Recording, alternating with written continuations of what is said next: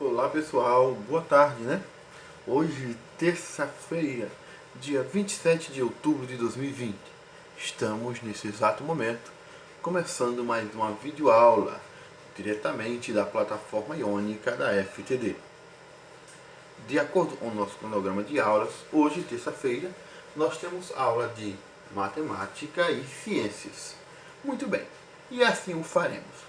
Daremos continuidade à correção de mais atividades do módulo 1. Tá? É bem provável e até quinta-feira nós tenhamos finalizado essas atividades, demais atividades do módulo 1, para retomarmos de forma efetiva a correção do módulo 4. Espero que todos vocês estejam acompanhando de forma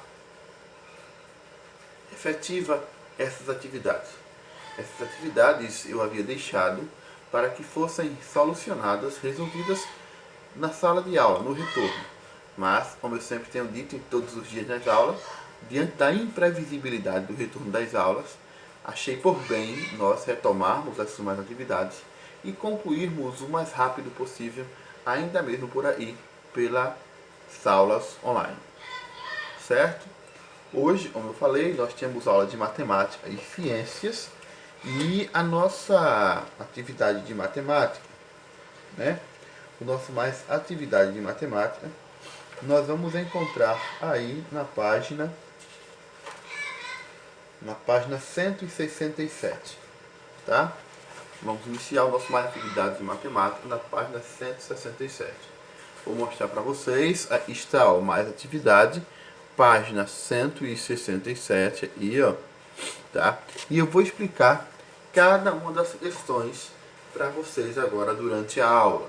E é muito importante que vocês tenham essa preocupação em acompanhar e, havendo dúvidas, como vocês sabem, a partir das 13 horas eu estarei disponível pelo WhatsApp, certo?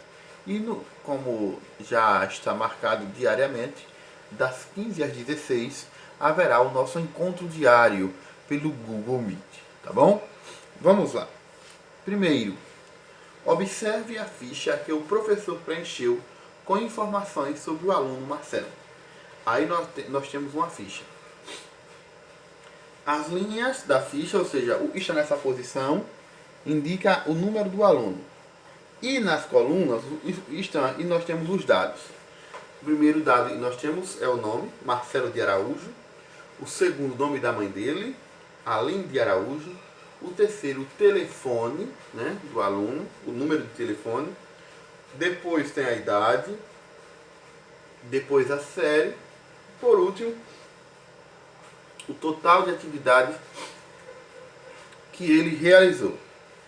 Entre os números que aparecem na ficha, escreva e expressa quantidade, medida, ordem e código. Pois bem, nós vimos que os números eles servem para apresentar 4 dados: quantidade, medida, ordem e código. Eu apresento quantidade quando eu estou mostrando quantos alunos tem. Então, quantos alunos tem aí nessa lista? Qual é o número que indica quantos alunos tem aí nessa lista? Né?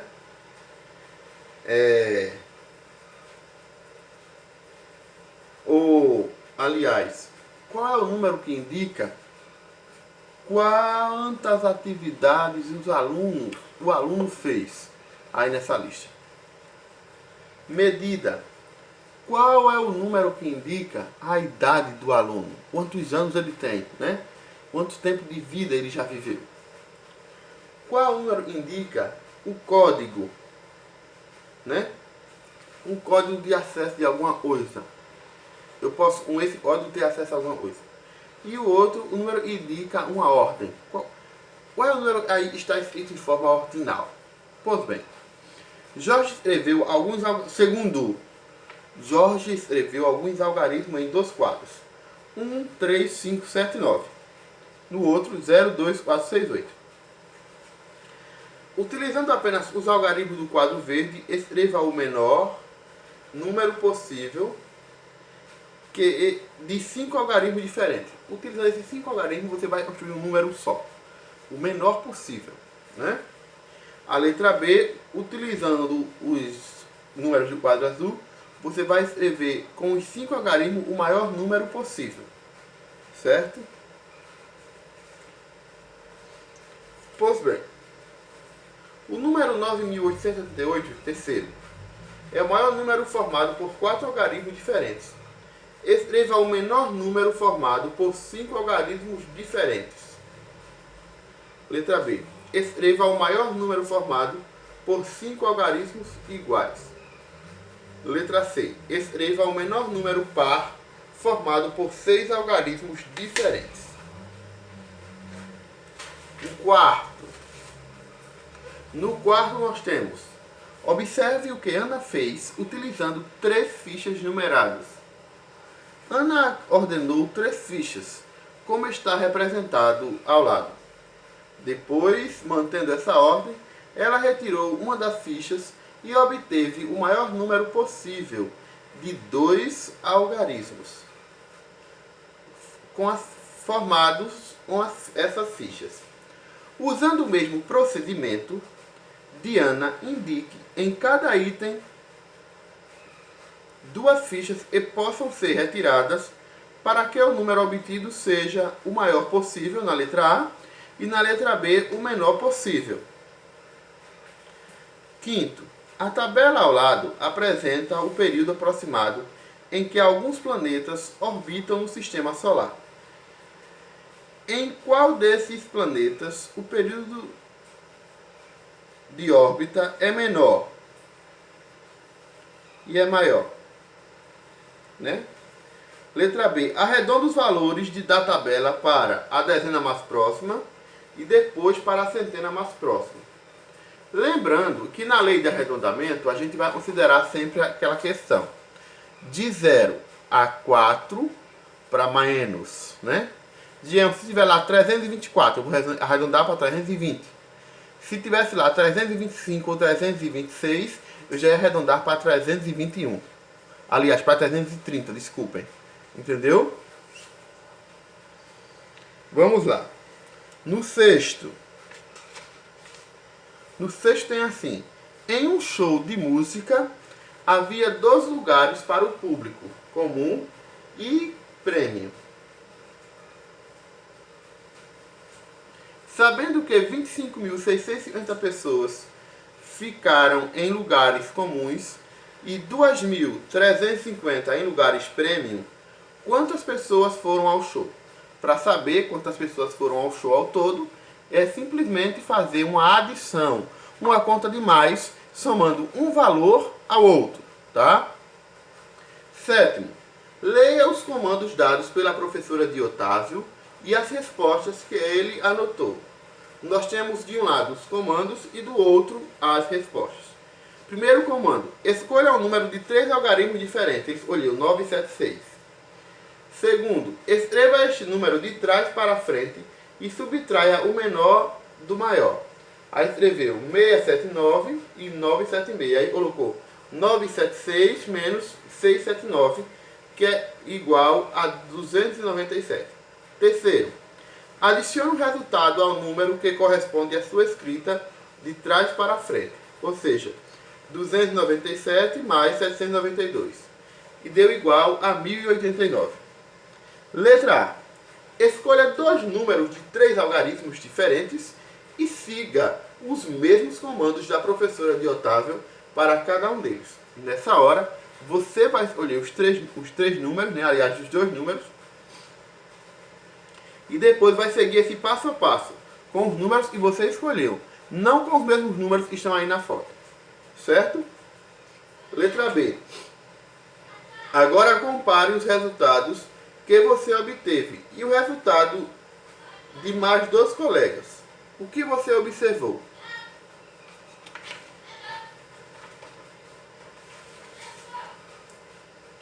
Oitavo. No oitavo, temos aí: observe as anotações de Joaquim. Letra A. Calcule o valor total de despesas de Joaquim em fevereiro. Nós temos aí uma lista de Joaquim, né? Onde tem o salário dele e o valor total de despesa. Vai calcular, vai somar quanto das despesas. O que ele gastou com alimentação, com lazer, com internet e com outras coisas. Na letra B, a gente vai pegar o salário dele e vai fazer uma conta de menos do salário dele menos o resultado que a gente obteve na letra A, com as adições.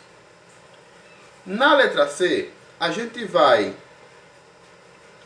efetuar uma adição para conferir o cálculo do item anterior. A gente vai pegar o valor que deu, né, as despesas, mais o resultado que deu na conta que a gente fez na letrinha B. A gente vai pegar o valor total das despesas e depois vai somar com o resultado que deu na subtração que nós realizamos na letra B, certo? Nona questão. Nós temos um espaço em branco, temos um valor e o resultado. Aí, para a gente saber, na letra A mesmo, quanto foi e deu 79.956, para eu saber qual é o número unido com 25.746, deu 79.956, eu vou fazer uma subtração. Eu vou fazer 79.956 menos dos 25.746. Na letra B, eu vou fazer o seguinte, vou fazer 75.492 menos 73.953. Aí vou obter o valor do espaço em branco. Na letra C, eu vou fazer 7.540 menos 4.330. O resultado que der eu vou colocar no espaço em branco. E na letra D, eu vou fazer 46.041 mais 113. E o resultado que der eu coloco no espaço em branco. 10ª questão. Contorne os modos que, após montados, representam poliedros. Nós temos que lembrar que os poliedros são aquelas figuras geométricas que não rolam. Os não poliedros, eles rolam. E os poliedros, eles não rolam. Então, nessas formas aí, nessas imagens aí, você vai circular apenas aquelas que são moldes de poliedros. Ou seja, de figuras e após montadas, não tem possibilidade de rolar. Tá bom? Letra A. Quais dos moldes que você contornou corresponde a prisma e quais correspondem a pirâmides? Os moldes que correspondem a prismas são aqueles que têm uma semelhança maior, né? Observa a diferença entre prismas e pirâmides. Agora, escreva o nome dos prismas e das pirâmides que podem ser montados com moldes que você contornou de acordo com o formato de suas bases. Depois que você contornou e colocou a quantidade, você vai escrever o nome dos prismas e o nome das pirâmides, tá bom? Só uma dica. Nessa questão 10, existem 2 prismas e 2 pirâmides. 11º. Ligue as figuras geométricas espaciais que possuem a mesma quantidade de vértices. Aí você vai olhar, né? Lembrando que o vértice corresponde ao ponto que ligam as arestas, tá? 12º. Observe as pilhas de objetos em formato de cilindro. Nós temos a imagem A, B e C. Na imagem A, nós temos a vista frontal e superior. Em todas, frontal e superior. Aí pinte com as cores correspondentes à vista superior de cada pilha. Da imagem A, da imagem B e da imagem C.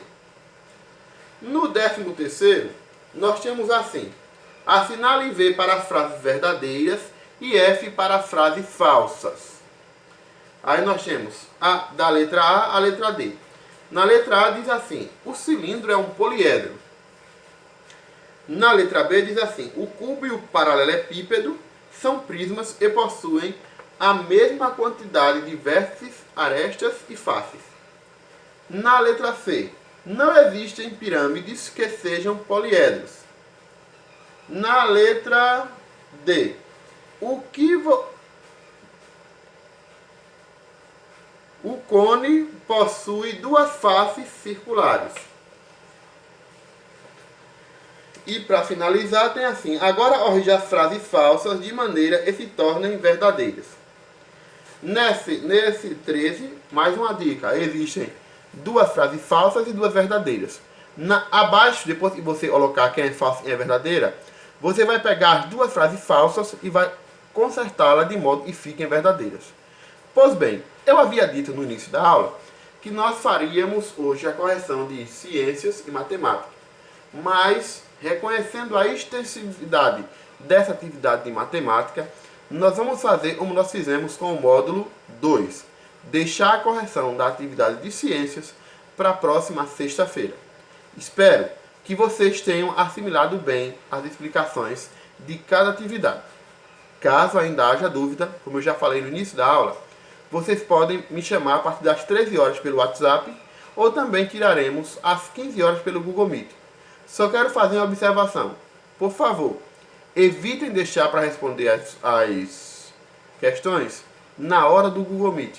Esse tempo é muito curto e é importante ele seja utilizado para correção e tirada de dúvidas, ao invés de se perca tempo tendo que responder nessa hora. Tentem responder antes. Só deixem para essa hora algumas questões que vocês tiverem dúvidas. Não deixem tudo para essa hora. Tá certo? Um forte abraço no coração de todos. Boa aprendizagem, boa aula. E nos encontraremos logo mais às 15 horas pelo Google Meet. Tchau, tchau.